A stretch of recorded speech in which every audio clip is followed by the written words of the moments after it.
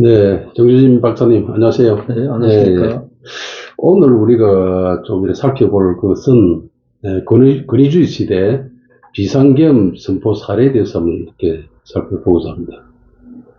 지금 이제 윤석열 대통령의 이제 갑작스러운 비상계엄 선포로 인해가지고 이 파문이 지금, 지속되고 있는데, 1980년 5월 17일, 그때 비상계엄이 선포된 후에 약 44년 만에 비상계엄이 이제 선포되었죠. 예. 그 비상계엄의 성격, 즉, 선포 요건과 계엄의 종류, 계엄의 해제 등에 대해서 아마 우리 독자들이 궁금해 하시는 부분이 많을 것 같습니다. 그래서 앞으로 몇 차례에 걸쳐서 과거 권위주의 시대에 선포되던 비상계엄들에 대해서 한번 알아보고자 합니다. 예. 지금 비상계엄 요번에 사태가 한 44년 만에 예, 비상계엄이 선포됐기 때문에 44세 이하는 잘 모를 겁니다. 44세라도 그때 태어나고 태어났으니까. 50세 예, 50세 장돼야 되겠죠. 5, 6세 되니까. 근데 이제 70, 80 세대는 그렇죠. 우리 거기서 박정희 정부 때 비상계엄 사태, 비상사태 이걸 많이 겪었기 때문에 굉장히 익숙한 용어인데 신세대 40대, 특히 50대 이하는 굉장히 좀 어색한 상황일 것 같아서 우리 이제 구지 TV와 국가 정보의 역사를 중심으로 쭉 설명을 해야 하는데 이 비상계엄도 국가 정보의 그 활동과 긴밀한 연관이 있습니다. 만약에 비상계엄이 선포되면 계엄사령관이 모든 정보 수사기관을 장악하게 됩니다. 그렇죠. 그래서 지금 현재로 말하자면 국가정보원, 국군반척사령부, 검찰, 경찰의 정보기관 모두를 계엄사령관이 장악하는 그런 상황입니다. 그래서 권위주의 시대 때 이제 한번 살펴볼 것 같으면 그 이승만 정부에서 박정희, 최규하, 전두환 정부 때까지 그죠? 쭉 이렇게 흘러오면서 그 당시에 최규하 전 대통령은 그 박정희 대통령 시해 사건 때 직후에 대통령 권한대행을 맡아가지고 유신헌법에 따라서 또 대통령 통일주체국민회의에서 대통령이 선출됐고 그죠? 그다음 9개월여간 짧은 기간에 대통령을 지냈지만은 또 12.12 사건, 또 5.17 비상계엄 전국 확대, 5.18 광주 민주화운동 등 신군부가 일으킨 이제 많은 정치적 사건들이 이제 그 재임 시절에 일어났는데 그런 이제 비상계엄의 그런 어떤 역사적인 어떤 그 흐름에 앞서가지고 보다 더 이전에 우리가 이제 6.25 전쟁 때 또 보니까 이승만 대통령의 긴급 명령과 비상계엄 이런 또 역사적인 사례가 또 있어요, 그죠? 그렇습니다. 거기에 대해서 좀 더 살펴볼까요? 그래서 이제 44년 전에 그때 1980년 5월 17일 날 비상계엄 전국 확대 비상계엄 선포된 게 비상계엄의 마지막 비상계엄입니다. 그렇죠. 그게 이제 최규하 대통령 때 거기 선포가 됐거든요.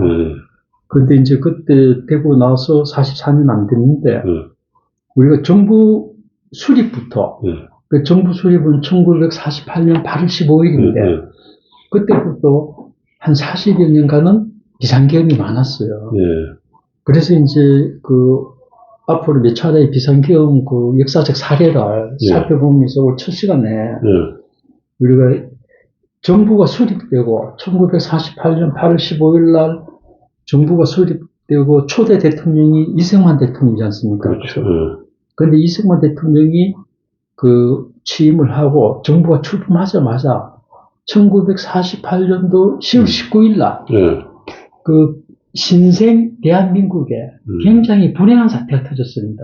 어떤 사태죠? 여수에 주둔하고 있던 국군 제14연대 거기서 군사반란이 일어났어요. 옛날 여수 사건. 그래서 정부가 수립되기 전에 제주 지역에서 제주 사상폭동이 계속 진전이 안 되니까 여수에 있던 14연대 군인을 여수의 14연대 주둔하던 14연대 군대를 제주도에 파견하려고 했는데, 예, 그 14연대에 있던 좌익의 그 군인들이, 예, 김지회, 뭐 이런 그, 지창소, 이런 좌익 예, 군인들이 예, 폭동을 일으켜가지고, 예, 우리 제주도 지나봐라 못 간다. 예, 이래갖고 폭동을 일으키니까, 예, 여수 순천 지역이 순식간에 예. 아수라장이 됐습니다. 아수라장이 되어버렸어요. 아, 네.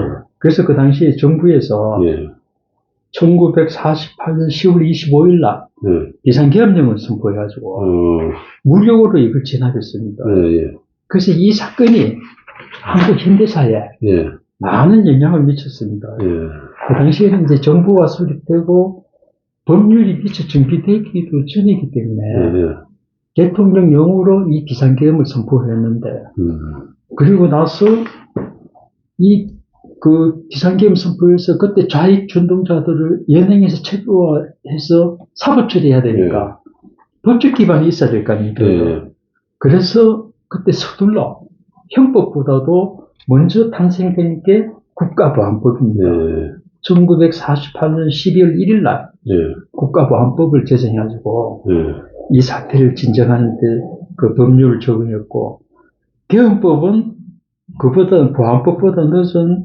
1949년도 예, 11월 24일 날 그 계엄법이 제정이 됐어요. 예, 그래서 이런 식으로 우리나라 현대사에 큰 영향을 미치는데 예, 그리고 나서 다시 이 사태가 진정되고 1950년 6월 25일 날 예. 북한이 기습 남침을 해왔지 않습니까? 그죠? 그렇죠. 북한 인민군이 이제 남침을 해오니까 기습적으로 이것도 남침을 했죠. 그때 우리나라에서는 한국에서는 예상도 못한 남침을 당하니까 그 당시에 이승만 대통령은 6.25 전쟁 당일날 예, 긴급명령 제1호로 예, 비상사태하의 범죄 처벌에 관한 특별 조치령 긴급명령 기금이요.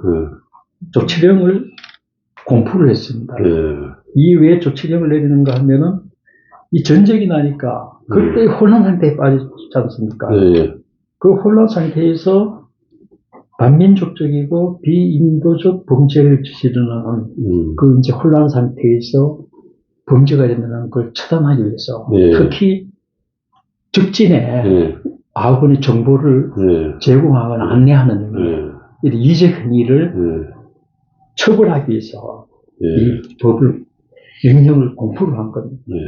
그래서 이때부터 3년간 전쟁이 진행되고 그 뒤에도 휴전 뒤에도 저 지리산인데 게릴라들이 준동을 하고 그러니까 그 대통령의 명령 그리고 군대의 명령이 실전법보다 우선한 시대가 열리게 된 겁니다.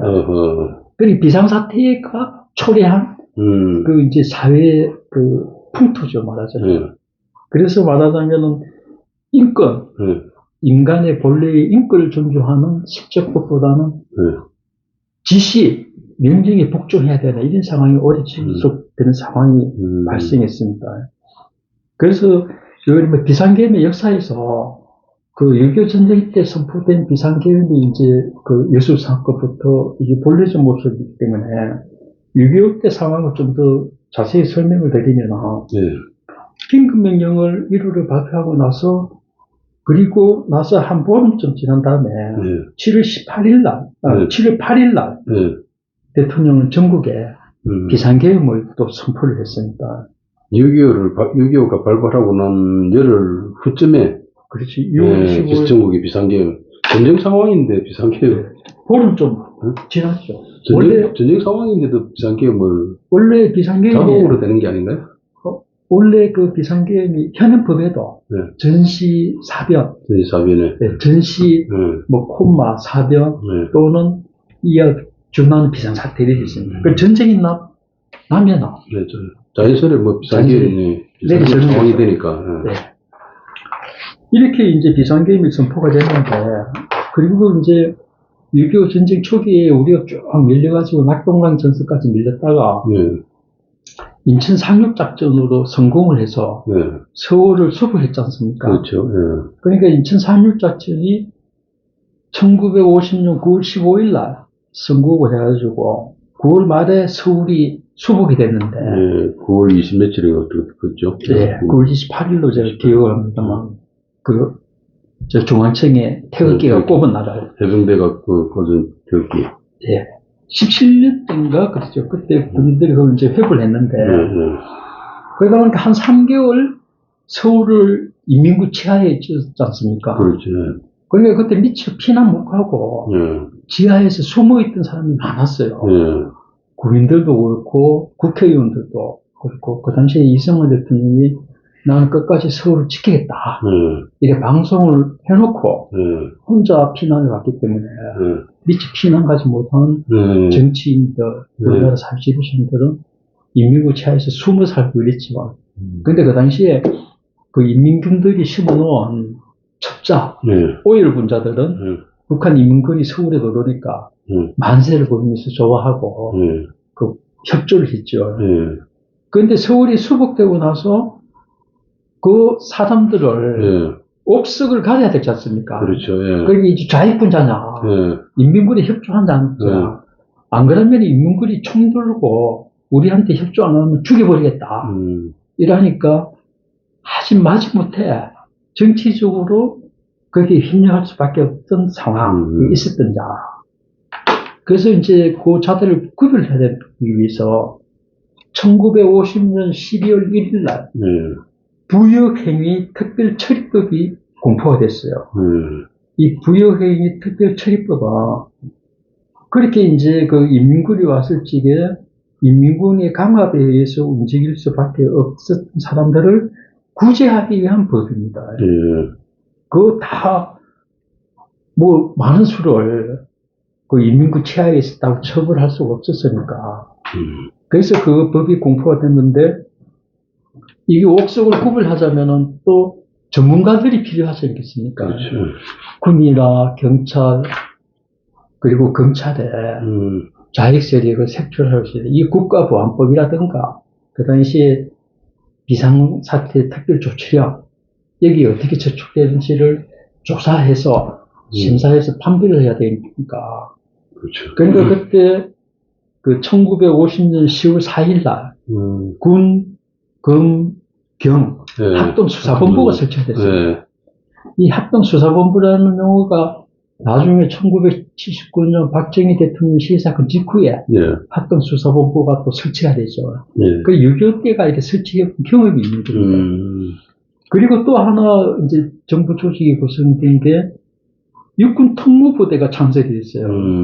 원래 육군본부 정보국 특별조사과에 그 반처본부가 있었는데 이 서울이 수복되고 부역자들 간에는 이런 업무가 폭증을 하니까 그 반첩 기능을 가진 그 과 단위의 육군본부 그 조직을 따로 독립기관화해서 1950년 10월 21일 날 육군본부 산하방첩대를 독립부대로 해서 육군 특무부대 이렇게 조직을 만들었습니다. 이 두 가지의 조직이 생겼는데 군검경 합동수사본부는 그 당시에 이제 국회에서 그 당시에 모두 피난가에서 임시수도가 부산이었죠. 그렇죠. 부산에 설치게 국회의원들이 이게 지금 합동수사본부를 만드는데 이게 법률적 근거가 없다. 그때 이제 전시 상황이니까 우선 급했어야 되는데 이 법률적 근거가 없다. 그래서 이 독립관청화되는 폐단이 있다. 이렇게 국회에서 비판이 일어나가지고 그렇죠.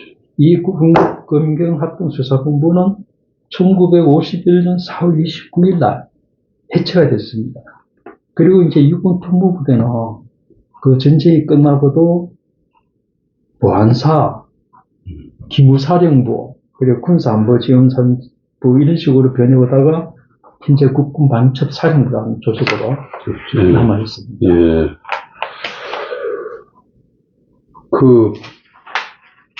우리가 높은 그렇다면 이 비상계엄이 나름대로 상당한 것도 우리 역사적인 거죠. 전례가 또 있고 그런 상황에서 이번에 이제 비상계엄이 선포되는데 이 비상계엄에 대한 나름대로 법률적 근거에 대해서 좀 소개해 주실까요? 거기에 대해서는 좀 자세하게 다음 기회에, 다음 시간에. 다음 시간에 말씀드리도록 그래 하겠습니다. 알겠습니다. 자, 그럼 이번 시간은 여기까지 하고, 다음 시간에 비상계엄 선포에 대한 법률적 근거를 한번 살펴보도록 하겠습니다. 네, 이상입니다.